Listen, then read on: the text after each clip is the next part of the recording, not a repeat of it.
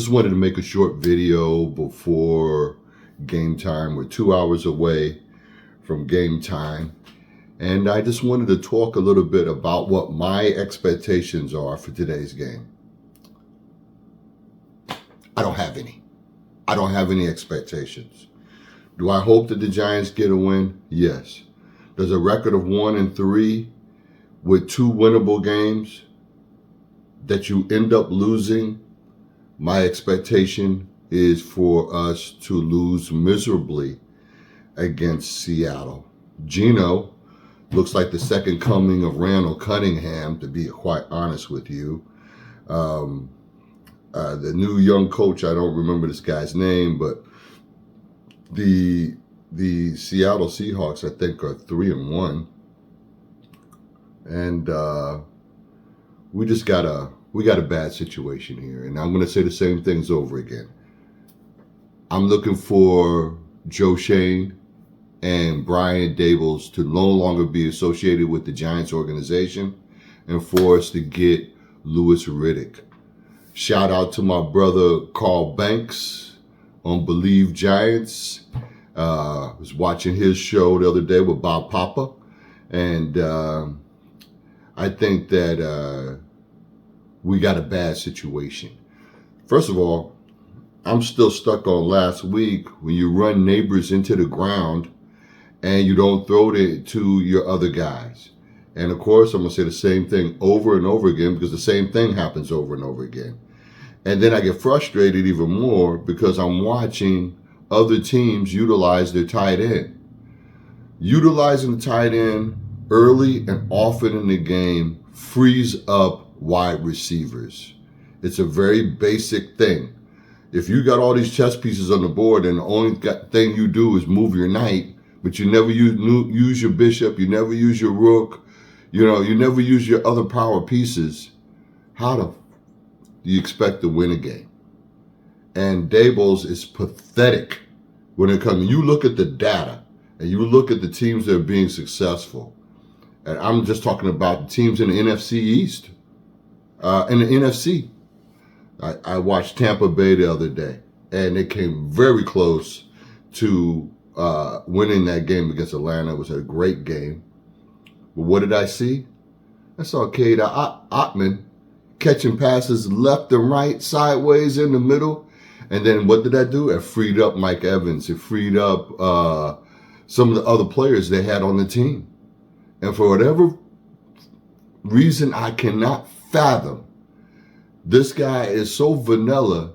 The defense says, okay, you know what? What's gonna happen next? Oh, we're gonna hand it off to Singletary at the middle. So now Singletary's hurt, Neighbors is hurt, and these plays when you run guy to the outside, when you do misdirection, and I sent a message to Carl Banks, and he messaged me back, and he goes, yeah, you know what? They got to keep the tight ends in for max protect. You don't need max protect on every play. And there's been plenty of times in my past of watching tight ends on the Giants chip at a guy and then go out into the flat and catch a ball. And that's 3.5, 4.5. Sometimes the guy, because he's so big, runs over the D-back and makes his way out into the field. And a lot of times the tight ends are quicker and more nimble than the linebackers. So when the linebacker goes to line up to put the guy down, maybe he gets a straight arm and this guy's gone. All right. So, I have no expectation for the play calling, offensive play calling to be any better than what's been in these first 4 games. I can't believe it, but week 5 is here and we got the same old situation. I can't picture us winning a game with the methodology that's being used right now, unless miracles happen. That is, somebody fumbles a ball, interception happens, maybe we get into the red zone, which after being in the red zone for 5 times in a row and not being able to score 1 touchdown would have been the difference in the game. I don't even know what to say. And I feel like we got the pieces to get wins, but we don't have the clarity the cleverness in how you are approaching your play calling, and you're getting ready to lose the team. I don't know, a few more losses, and we will definitely be done for the year. And that attitude of that we could still win, that we could still be a force, is slowly being sucked out of the room by the poor decisions that have been made, and by a guy like Daboll, who seems to be more and more unlikable. So that's just my 2 cents I'm throwing in for the day. If you didn't see the game with Detroit and the Seahawks, which was a pretty amazing game, we had some very interesting games that have come down to the very last minute. I have an expectation of some people that are doing well right now. Maybe we're going to see if they can maintain. I'm very much interested to see what the Jet and Vikings game is going to be like, especially since I think it's coming in from overseas.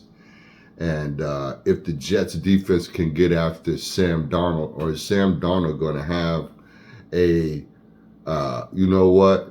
This is for you, Jet fans, for always shitting on me and just rip them to shreds. Which I don't know, man. I didn't see this one coming, that Sam Darnold would be playing to this level. And it just goes to show you, with different coaching and a certain type of attitude, a vibe, and everyone buys in it, you start to see a team do much better than what was expected. I don't think anybody in the NFL, the people on TV, thought that for a moment that a Sam Darnold-led Vikings team would be 4-0. But here we are. So I think that's pretty much all I got. But I just wanted to touch base with you guys. It's something I wanted to do yesterday, but I was so wrapped up with UFC and some other stuff that I just didn't get a chance to make a video.